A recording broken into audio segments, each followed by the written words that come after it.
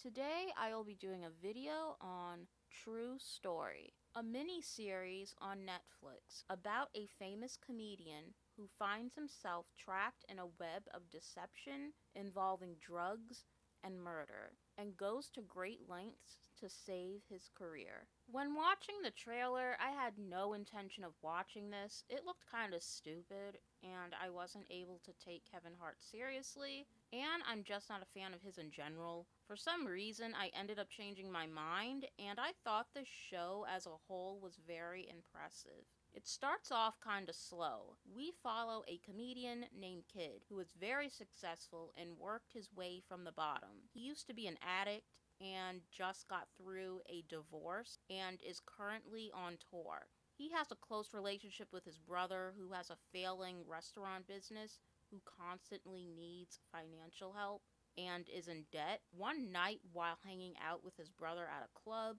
Kid wakes up in his hotel room with a woman next to him. And this is the exact moment in the show where it starts to pick up for me. Because before, none of the jokes landed. The jokes were very forced, and I rolled my eyes because it reminded me of Kevin Hart's less funny movies, and was a reason why I didn't want to watch this in the first place.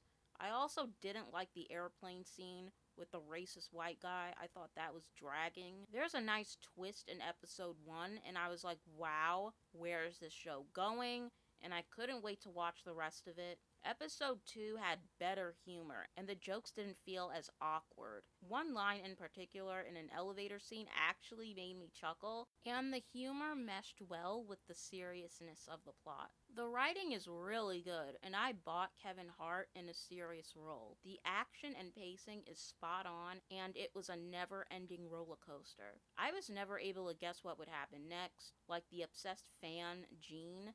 I thought that character would pull a John Lennon on Kevin Hart. I didn't know if he was psychotic or slow. Anytime Gene would show up on screen, my skin would crawl and I would tense up because he was very unpredictable and it made me so uncomfortable. My feelings about him were mixed. On one hand, they needed to get rid of him. On the other hand, he had a way of making me feel bad for him. In episode 4, why are they surprised the police found the body? Like, that was so freaking obvious. Like, duh, that was an awful hiding spot. That was literally the dumbest thing they did on this show, which didn't make sense since they went to great lengths to cover their tracks in every other way and set up alibis. Like, why not bury the body somewhere? It was so dumb. You can't even use the excuse that these were amateurs that did this.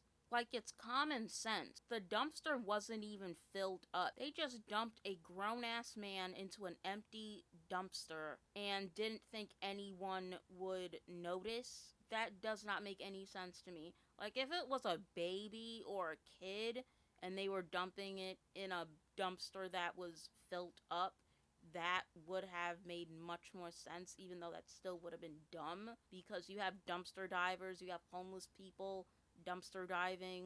Like, of course someone's gonna find the body. And when Wesley Snipes found out that the police found the body, he was bucking his eyes and he was all surprised. Like, what did you think was gonna happen? In episode 7, I really enjoyed it up until the very last part. I had a lot of issues with that. For one, Kid's driver blackmailing him, it just seemed very off. And the monologue at the very end was very long-winded. When Kid was confessing to everything that happened and he was talking about setups and Greek gangsters, my immediate thought was, wow, that sounds far-fetched and stupid. Even though we just witnessed all of this, and it goes to show that execution matters. You can take a very out there plot and make it amazing with great writing, and it makes all the difference. And I give this an 8 out of 10. I thoroughly enjoyed it, and I know people are probably going to crucify me for saying this, but it really did remind me of Breaking Bad and all the twists and turns. And before watching Breaking Bad, I did not take Aaron Paul or Bryan Cranston seriously, because before watching that show, I only knew both of those actors for comedy.